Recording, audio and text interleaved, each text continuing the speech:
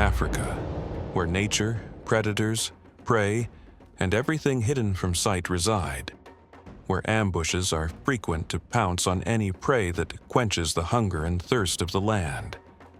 Among all that might terrify you during your safari journey, there once appeared a lion known to be the most beautiful among lions, with a massive body and a black mane that extended down to his belly. His magnificence made him seem like a lion escaping from mythical stories. He is Calamus, the wandering lion, beloved by lionesses and the Don Juan of Tanzania's vast wilderness. This lion, born around the year 2010 near the Ngorongoro crater, which is part of the Serengeti Reserve in Tanzania, has a largely unknown origin and ancestry. Interestingly, he had a majestic personality that embodied the strength of the animal kingdom. He was granted an unmatched massive body, with an impressive mane that gave him an extraordinarily beautiful presence. This led all rangers, wildlife lovers, and thrill seekers to follow the news of this wonderful lion throughout his life, with his unusual genes, strongly resembling the terrifying Barbary lion. When King Calamus was seen in 2014 by the Kopi lion group, they were shocked to see this massive beast with his long, dark, rare mane that covered his elbows down to his belly. At that time, he was around 4 years old, active and extremely attractive. Kalamas was the first name given to him by the Kopi lion team, which means the trickster in English, due to his ability to skillfully evade cameras and tracking devices. Since the discovery of this fascinating lion, the Tanzanian research team decided to follow him in his travels. Calamus spent 2014 as a solitary nomadic lion wandering across the vast reserve areas, remaining cautious to avoid attacks from male coalitions ruling nearby territories, while attempting to join female prides spread across the reserve. Indeed, Calamus rarely encountered problems with females, given his impressive physical build and his previously mentioned talent for stealth and avoiding harm from widespread and dangerous male coalitions. His strong body and vitality also aided him in hunting, as it wasn't difficult for him to take down large prey. Calamus also wanted to have his own territory. Due to the large coalitions living in the Ngorongoro crater, Calamus had to find a strong partner to form his own coalition, enabling him to defeat rival coalitions competing for food and territory. Nearby lived some powerful lions referred to as the lake lions, whose roars were sometimes heard across the reserve. However, Calamus, clever and tricky, ignored them. Once, he even had the audacity to stay in the crater with one female for 3 days before walking back up the steep crater slope and out to the open plains of the Ngorongoro Reserve. He managed to stay safe and away from trouble, despite being surrounded by Maasai Mara herders who used to kill lions that approached their livestock. Later, Calamus managed to form a coalition with another male known as Blaze. Some thought he was his brother due to their close resemblance in appearance and size, although Calamus was larger. The two roamed the crater and mated with females, especially those from the Nyumba and Dogo area. Calamus and Blaze were both powerful and remarkable examples, undoubtedly capable of fighting for land and pride. After a few months, they had an entire pride of females, but Calamus, being a habitual wanderer, wasn't content with one location for mating and spreading his genes. So, he continued his journey throughout the area, especially in the lands between Lake Eyasi, the Arusha region, and the Serengeti Reserve in general. Sadly, Blaze was later found dead and is believed to have been killed by herders or poachers in the area. Calamus was deeply saddened by his death and rarely appeared or roamed the area again, living a solitary life far from the regions where the Kopi lion team was used to seeing him. He was last seen in 2019, and everyone believes he passed away due to the many months without a sighting, especially since the guides knew how difficult it was to locate Calamus, who was always on the move. But years later, a strange and large lion was spotted, missing his mane. His identity wasn't confirmed at first, but the curiosity of the guides led them to capture him, place a GPS tracker on his neck, and collect hair samples for testing. The test results confirmed the lion's identity. It was indeed Calamus, especially as the tracker showed the same paths Calamus used to take. The team did not know why he had lost his mane, but most speculated it was due to grief after losing his brother or coalition mate, or the pressure and danger posed by other powerful allied lions. Fortunately, his hair began to grow back after a few months, and his distinctive and magnificent appearance returned, with the black mane once again extending down to his belly. He was last seen with some lionesses from the Lake Winter Coalition, which at the time was the strongest coalition in the Ngorongoro crater. There is no doubt that Calamus was taking great risks by daring to enter that area and be with those lionesses from the Pride. In April 2023, the Kope lion team received a death signal from Calamus's collar in the bamboo forest of Mount Oldonyo. They found him in poor condition near a large dead buffalo he had been feeding on. He died alone of natural causes after a successful life full of adventure, vitality, and strength. This great king departed this world in peace at the age of about 13. Thus ended the life of one of the strongest, most beautiful, and largest lions in Tanzania. We hope his genes soon reappear in the reserve, and that his remarkable legacy continues to spread across the land, allowing Calamus's legacy to live on forever. He was called the Gray-Eyed, the terrifying lion whose deadly gaze takes your breath away. He became famous in Kruger National Park as the most skilled lion in hunting, expansion, and land acquisition. He is Maposa, the lion with an eye-colored gray close to blue, which stirred much speculation. Most agreed it was a congenital defect called glaucoma that affected this powerful lion and gave him his distinctive appearance. Nonetheless, his condition did not prevent him from venturing out, challenging other strong rival lions, setting off to claim territories without fear, raiding herds, or being an extremely skilled hunter. Let us go back in time to around the year 2016, when the first real recorded sighting of Maposa occurred. He had formed an alliance with another lion, and they roamed the Classerie Nature Reserve. Their sighting was documented for the first time then, and it is believed they were about 4 or 5 years old at that time. Despite being merely fierce young cubs, they managed to take over the area and expel 3 older and more experienced lions, known as the Trilogy Coalition. After being forced out of their usual territory, 2 members of the coalition continued to appear regularly in the northern part of the Thornybush Nature Reserve. Maposa and his companion later took over the Manwana Pride.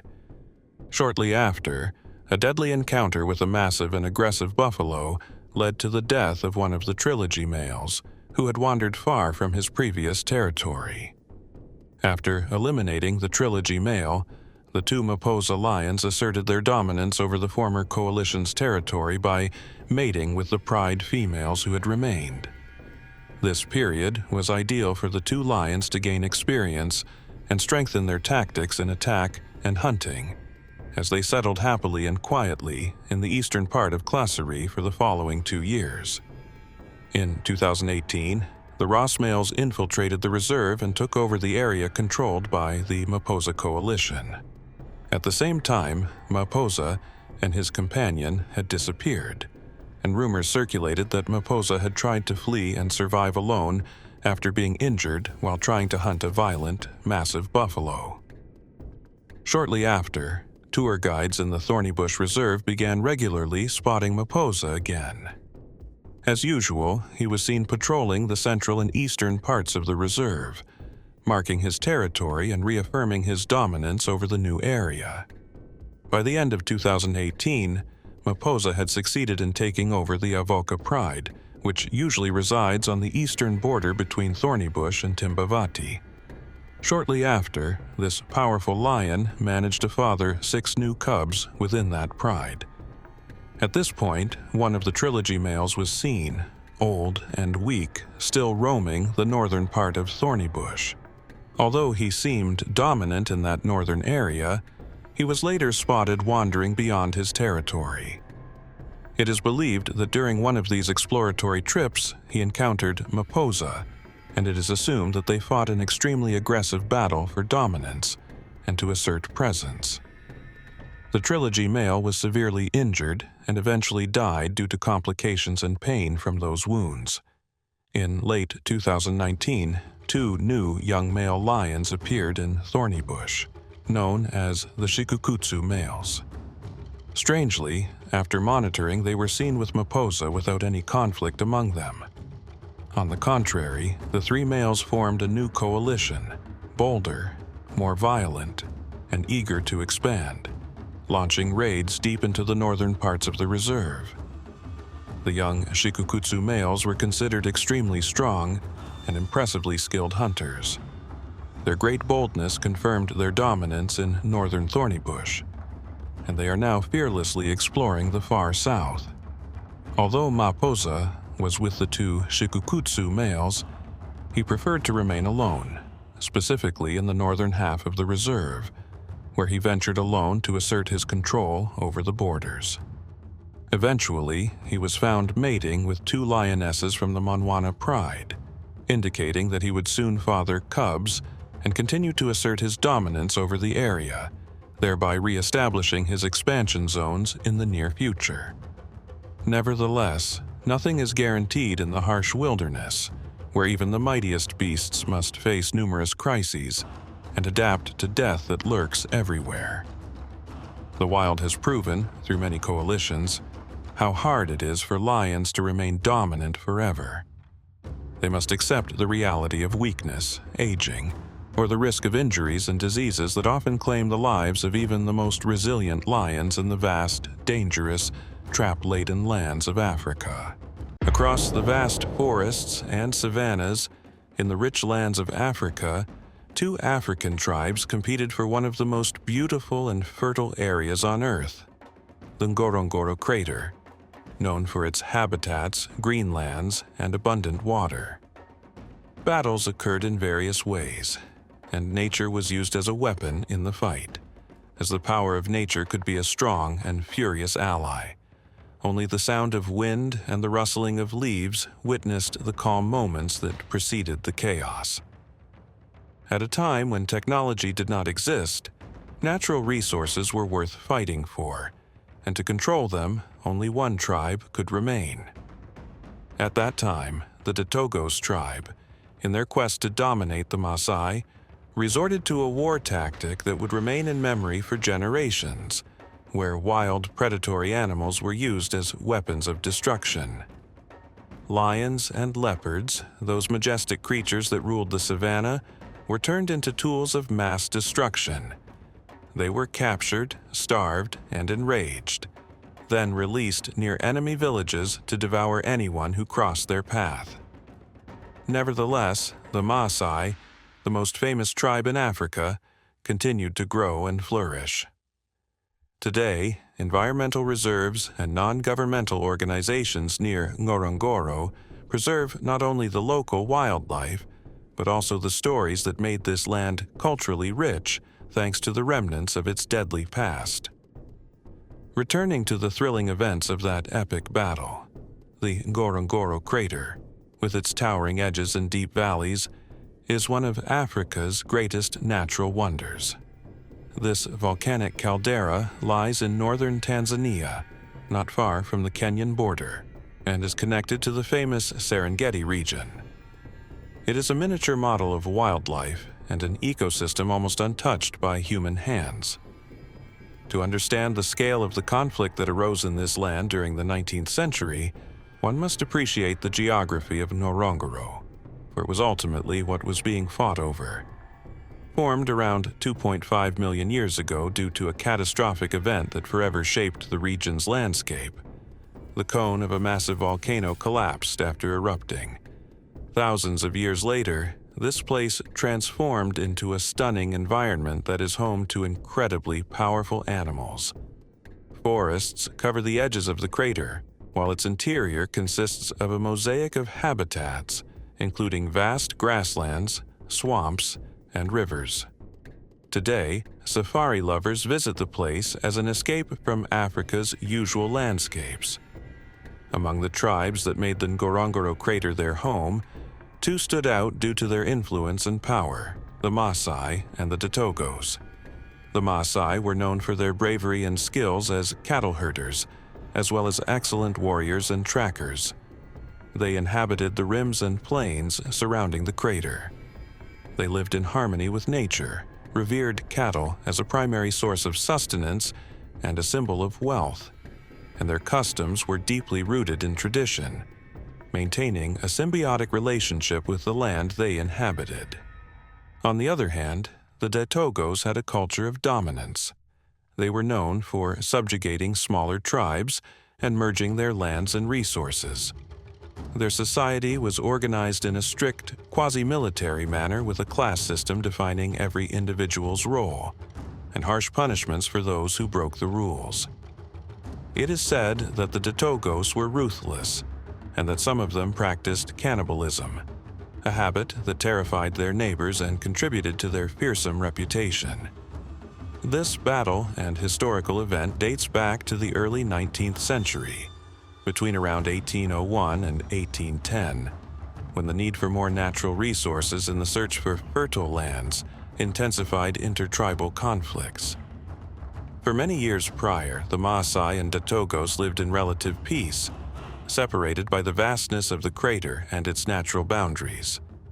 But fate changed when a series of severe droughts forced both tribes to expand their territories in search of water and pasture. The first clash between the Maasai and Datogos occurred during a time of extreme scarcity. The Maasai, led by their chief, advanced toward the central regions of the crater, where the Datogos, under the command of a leader more like a general, had already established a presence and had no intention of sharing the space. Initially, the encounter between the two tribes was an attempt to negotiate. The Maasai chief acknowledged the strength and fierceness of the Datogos and proposed a peace agreement to share the resources. However, the Datogos leader, confident in the superiority of his warriors, rejected the proposal, seeing the Maasai's approach as an opportunity to expand his reach and strengthen his hold over the crater. Datogos warriors launched swift and brutal attacks on Maasai villages, using guerrilla tactics to destabilize and weaken them. In response, the Maasai, renowned for their combat prowess and unshakable courage, organized a series of defenses and counterattacks. But the situation quickly escalated and reached its peak in a direct confrontation between the two leaders. After failed negotiations, things spiraled out of control and culminated in a decisive battle on the banks of the contested river. Despite their bravery, the sheer force and numbers of the Datogos overwhelmed the Maasai. Their chief was seriously injured, and the Maasai were forced to retreat. However, the Datogos had no intention of returning to their territory. They pursued the fleeing population and then resorted to using the most terrifying predators in the savanna as weapons of death. Capturing and handling lions and leopards requires a mixture of courage, skill, and cruelty. The animals were taken to makeshift enclosures, closed huts located far from the tribe, isolated and hidden from Maasai patrols. These enclosures were dark and cramped, built to restrict the animals' movements. Most were leopards, as confronting a pride of lions would have been madness. However, some young lions, recently separated from their prides and still honing their skills, were also included. The Datogos kept the predators captive for several days without food. The hunger growls echoed through the night, increasing the psychological terror among the native population, who were aware that these beasts were nearby. What made these predators even more vicious was a horrific tactic the Datogos used, feeding them small amounts of human flesh from victims in neighboring oppressed villages. This cruel method had a clear goal: to make the predators develop a taste for human meat. These animals had now become more savage than ever, ready to be wielded as weapons of terror the Datogos had planned to unleash on the Maasai. At dawn, once the big cats were somewhat calmed, Datogos warriors led the blindfolded leopards to the outskirts of the Maasai villages, tying trails of meat toward the villages focused on their daily routines. The horror that followed was inevitable. The first signs of the attack were the screams of the victims, mostly children enjoying their free time while adults worked in the fields. Even the elders were attacked. The Maasai were caught off guard. When they heard the cries of their people, they rushed home, only to find the massacre had already occurred. Victims were seriously wounded, and some lost their lives. The Maasai initially thought it was an accident, but upon examining the bodies of the predators, they noticed signs of captivity and realized that the horrific scene was orchestrated by their enemies. Anger began to fuel the hearts of the Maasai, and the worst was yet to come. Though the Datogos' strategy was brutal and effective, the Maasai realized they had to prepare to face a ruthless enemy, and they were ready. Their resilience could not be underestimated, so they began to devise a response to this unusual threat, fully aware of the need for effective defenses against lion and leopard attacks. The Maasai developed a strategy that used nature itself for protection, inspired by the idea of using animals to divert the predator's attention. They began capturing herbivores like zebras and antelopes that were abundant in the region. These harmless animals were kept trapped along village paths to serve as bait for the hungry predators, effectively putting an end to the Datogos' vile plan. After being used as weapons, the starving predators continued participating in the intertribal conflict, attacking both the Maasai and the Datogos. Despite their fear, the Datogos started to realize that their victory wouldn't come as easily as they had imagined.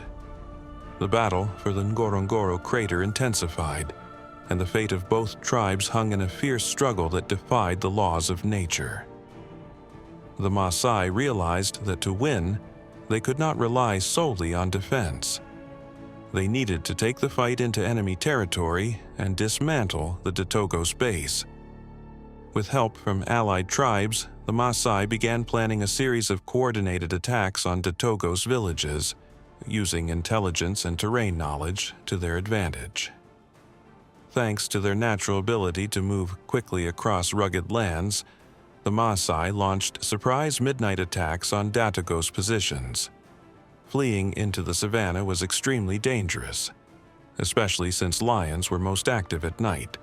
Any unplanned escape could mean death at the paws of the king of the jungle. The Datogos village, once thought to be safe, was caught off guard. The Maasai and their allied tribes proved ruthless in their pursuit of victory. The war reached its climax when the Maasai managed to capture the Datogos chief. Surrounded and threatened, he revealed his selfish nature and ordered his warriors to surrender. The Maasai ended their enemy's legacy, including their leader. As for the warriors who pledged to repent, they were given two choices: leave the Ngorongoro crater or completely abandon their Togolese customs and either build a new culture or ally with a smaller tribe. Some left and some stayed. They did whatever it took to ensure the Maasai victory would become a moment of great celebration, having overcome a massive threat and securing the survival of their people and culture. The battles left deep scars, and the price of victory was high. Many warriors fell, and villages were destroyed. The name Ngorongoro emerged from this turbulent period in honor of an elderly Maasai man who tended the cattle while the warriors fought for the village. Ngorongoro means cowbell in the Maasai language.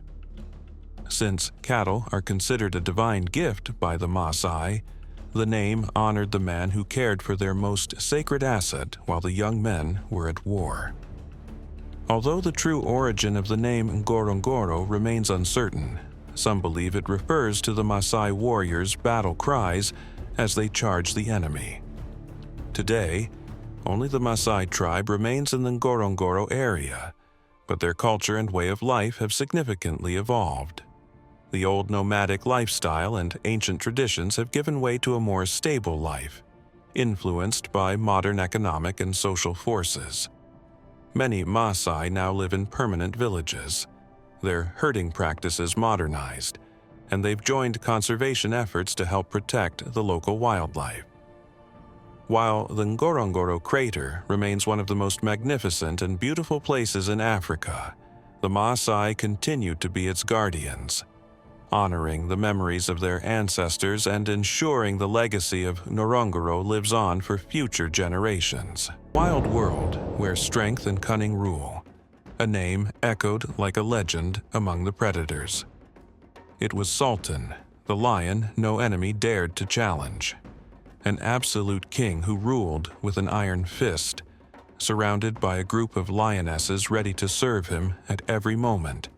But in a world where thrones are won through blood and fierce battles, could the tides shift into a nightmare that topples even the strongest kings from their mighty thrones? So let us delve today into the story of a living legend, the story of Sultan the Lion, who alone led 16 lionesses and crushed enemies with his might and ferocity. Get ready, because this story will take you on a journey full of surprises and excitement. In the depths of northwestern Ethiopia, where secrets lie nestled within untouched nature, stands Alatash National Park, one of the most remote and mysterious areas on Earth. For many years, this region remained an unsolved enigma, hiding within its vast landscapes secrets untouched by human hands. In 2016, the unexpected happened. Led by scientist Hans Bauer from the Born Free Foundation, researchers confirmed the astonishing discovery of a previously unknown group of lions living in this isolated land, estimated to number between 100 and 200 lions. These majestic predators roam the Alatash area and the nearby Dinder National Park in Sudan. Despite confirming their presence, observing these lions remains a major challenge to this day, especially due to limited funding, the vast size of the area, and the small number of rangers who often lack the necessary equipment. In addition, the park's geographical isolation makes continuous monitoring nearly impossible, leaving many mysterious events unfolding there. But in 2018, an unexpected report revealed something extraordinary. On a quiet morning, during a routine patrol, a local ranger noticed something unusual at a short distance: a majestic male lion, notable not only for his powerful presence, but also for the 16 impressive females following him with unwavering loyalty. Lions are rare in this area, so how could one male control such a large number of females? The scene was unusual by every standard. Fascinated by this rare pride, the ranger decided to investigate further. He noticed the lionesses were highly organized, moving in harmony and showing complete loyalty to their male leader. This unique behavior impressed the rangers, who gave the lion the name Sultan. But the bigger question remained: how did Sultan manage to gather such a large number of lionesses in an area where lions are few? The mystery began to unfold when a pair of strong young lions appeared in Sultan's territory. These were nomadic lions searching for an opportunity to seize a pride of their own, and Sultan's lionesses were a highly tempting prize, but Sultan was always one step ahead. From his hiding place among the acacia trees, he observed the invaders' movements carefully. Unlike most lions who roar to intimidate rivals, Sultan was patient. He didn't attack out of rage. He planned with great wisdom and clear cunning. The lionesses, for their part, showed no panic. They moved naturally, as if unaware of the danger, but this was all part of the strategy. So when the two nomadic lions separated, Sultan seized the opportunity. He moved like a silent shadow and charged at the first lion with lightning speed. The strike was powerful and decisive. He brought the intruder to the ground in moments. The strength Sultan displayed was astounding, making it impossible for his opponent to withstand. When the second lion heard the roar of battle, he rushed to help his companion. But upon seeing the first lion lying motionless, he chose to flee, realizing that facing Sultan meant certain death. In this way, Sultan once again proved he was an unbeatable king, and even after reinforcing his dominance, he refused to rest. In the wild, where strength is the law, there is no place for the weak. This lion was a living legend. Each day, his majestic presence could be seen confidently walking the borders of his territory, watching every inch of the land under his control. His vigilant eyes scanned the horizon, and any suspicious movement was enough to put him on high alert.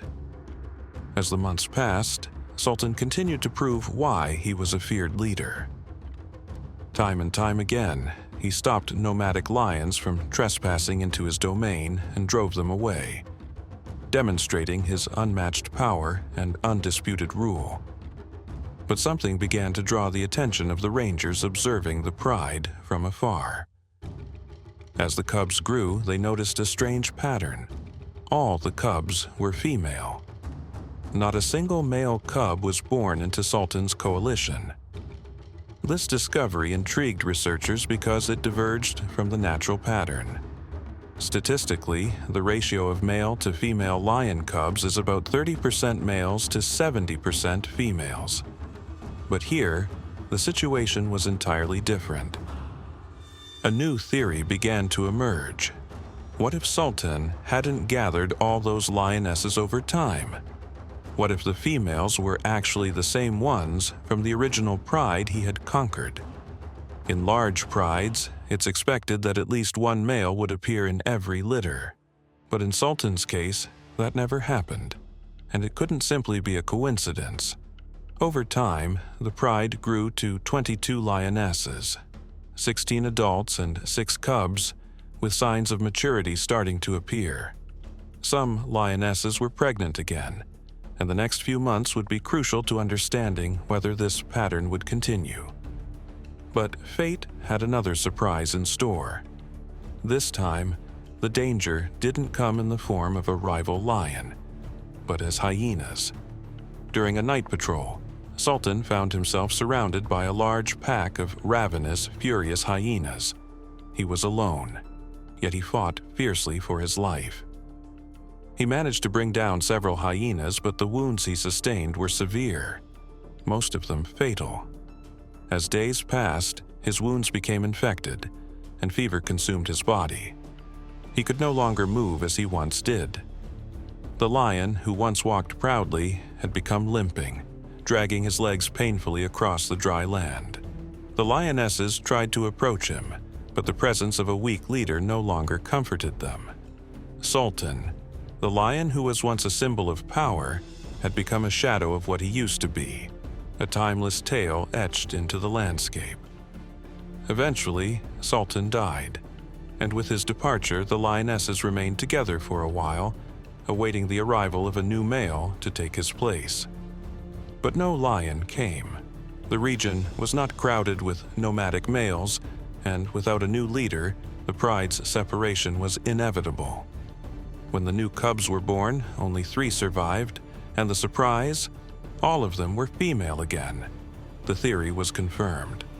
Perhaps Sultan was a majestic lion, a strategist, and an unbeatable warrior. But his lineage was unusual. He left behind no male heirs to carry on his legacy. Though this theory continues to fascinate researchers, it has not yet been fully confirmed.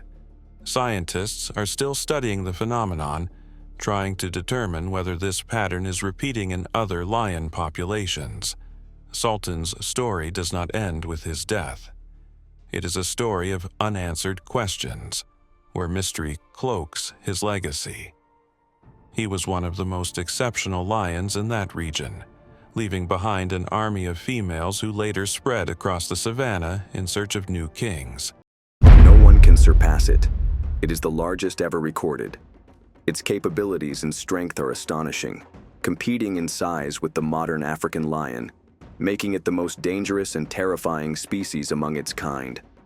In a world full of large and small dogs of all kinds, seeing a German Shepherd gives an impression of grandeur to most observers. But now imagine facing a much larger dog, a wild predator ready to attack anything that threatens it. Prepare to take a journey through time, to explore the depths of prehistoric ages and discover the largest dog that ever walked the earth. Today, we tell the amazing story of the true giant among dogs, known as Epicyon haydeni. Over time, dogs have been companions to humans, evolving from wild wolves to the diverse breeds we know today. In all their shapes and sizes, whether large or small, weak or strong, they hold a special place in our lives. Breeds like the Great Dane and English Mastiffs impress with their size and strength, but despite their grandeur, they do not come close to the giant canines that inhabited our planet millions of years ago. To understand this, we need to understand their evolution before delving into the past. To appreciate the magnificence and strength of the ancient canines, we first need to place them in the context of the dogs we know today. Imagine walking alongside a Great Dane, one of the largest domestic dog breeds ever. These dogs can reach heights of 76 to 86 centimeters at the shoulders and weigh between 54 and 90 kilograms. Their stature and elegance make them gentle giants in the dog world. Another example is the English Mastiff, known for its strong and muscular build. These dogs can weigh between 68 and 95 kilograms, reaching heights similar to the Great Dane. Their majestic presence and history date back centuries of human companionship. In the wild, there are also large-sized dogs. The gray wolf, for example, is the largest wild dog today. But despite these impressive sizes, modern dogs are dwarfed in comparison to the giants that roamed the earth in ancient times. For millions of years, North America was home to gigantic dogs and enormous predators that dominated their eras. So let's get to know some of these prehistoric giants. We start with the dire wolf, or Canis dirus, which lived during the Ice Age, approximately between 125,000 and 10,000 years ago. It was larger and more powerful than the gray wolf, with an average weight of 70 to 80 kilograms, although some individuals weighed up to 95 kilograms. It was known for its powerful jaws capable of crushing bones, allowing it to make the most of the prey it hunted. This predator roamed the forests of North and South America, coexisting with other giants like mammoths and saber-toothed cats. Before the dire wolf appeared, there was Armbruster's wolf, or Canis armbrusteri, which lived between 1.8 million and 300,000 years ago. As one of the dire wolf's ancestors, Armbruster's wolf was larger, with some individuals weighing around 100 kilograms on average and surpassing that at its peak. Unlike modern wolves, this wolf is believed to have been a solitary hunter, perhaps due to its exceptional size and strength. But all this seems small compared to the true giant that walked the earth during the Miocene epoch, which is Epicyon haydeni, the largest of the dogs. Epicyon haydeni lived between 16 and 5 million years ago, during the Middle and Late Miocene. Imagine an animal that could rival the modern lion in size.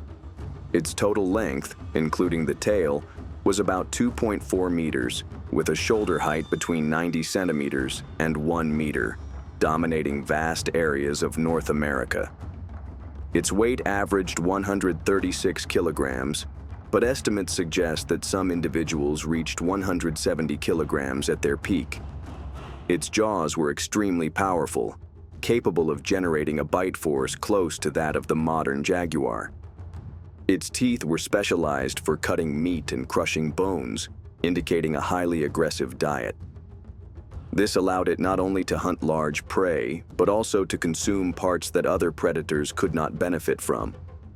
Epicyon haydeni was not only large, it was also a highly efficient predator. It is believed to have been an ambush hunter, combining brute strength and speed to take down large herbivores. In North America, Epicyon haydeni coexisted with other predators and large herbivores of the time, and being at the top of the food chain, it shaped the ecosystem around it. Some researchers believe this animal may be part of the evolutionary lineage of the spotted hyenas we know today, while others refute this idea, claiming that the two animals are unrelated. To understand the size of Epicyon haydeni, we can compare it to other large predators. The African lion, for example, reaches a length of 2.5 meters and weighs between 150 and 250 kilograms. Although Epicyon haydeni did not reach the weight of the largest cats, its size and weight made it close to the weight of the modern lion. Unlike cats, which are usually ambush predators with climbing and jumping skills, Epicyon haydeni combined resilience and striking power, adapting to chasing and taking down large prey. Bite force is a crucial indicator of a predator's strength. Spotted hyenas today are known for their strong jaws, with a bite force of about 1,100 pounds per square inch. This is the pressure exerted when the mouth is closed. The jaguar has the highest bite force among cats, ranging between 1,350 and 2,000 pounds per square inch. Considering that the jaguar is much larger than the spotted hyena or Epicyon haydeni, which had a bite force ranging between 1,500 and 1,800 pounds per square inch, surpassing some tigers and certainly all hyenas. These animals had the ability to reach the bone marrow of their prey, rich in fats and essential nutrients found at the heart of the bone. This was a valuable food source during times of scarcity and enabled them to defend significantly in confrontations with other predators. During the Miocene epoch, North America was a diverse and dynamic ecosystem inhabited by various large animals. Large herbivores like primitive horses, giant deer, hornless rhinoceros, and mastodons roamed the plains and forests. This abundance of prey provided an ideal environment for large predators like Epicyon haydeni. However, it was not alone at the top of the food chain. It competed with saber-toothed cats, primitive bears, and other carnivores for the same resources. This intense competition may have driven the development of unique traits in Epicyon haydeni, such as stronger jaws and larger body size, to outcompete its rivals and ensure its survival. Despite its success as a predator, Epicyon haydeni eventually disappeared. The reasons for its extinction are still under study, but several theories have been proposed. One possibility is that climate change during the late Miocene altered habitats and prey availability. As the global climate became drier and cooler, forests retreated and grasslands expanded, changing the ecosystems to which Epicyon haydeni had adapted. Prey began to dwindle, and predators succumbed to hunger and scarcity of prey. This paved the way for more specialized and adaptable predators, possibly smaller and more flexible, like the gray wolves. Additionally, the evolution of herbivores played a critical role in predator history. Herbivores may have developed better defenses, such as greater speed or herd behavior, making hunting more challenging for these large animals. The existence of a large dog like Epicyon haydeni challenges our perceptions of evolutionary boundaries and potential adaptations within the canidae family. It shows us that nature can produce remarkable creatures and that evolution often follows unexpected paths. The journey to uncover more details about the largest dog that walked the earth is still long, and science has much more to uncover. Studies are not yet complete, and many questions require answers. Digital reconstructions attempt to depict what Epicyon haydeni looked like in its physical form millions of years ago. However, these attempts remain not entirely accurate, but give us a glimpse of this ancient giant.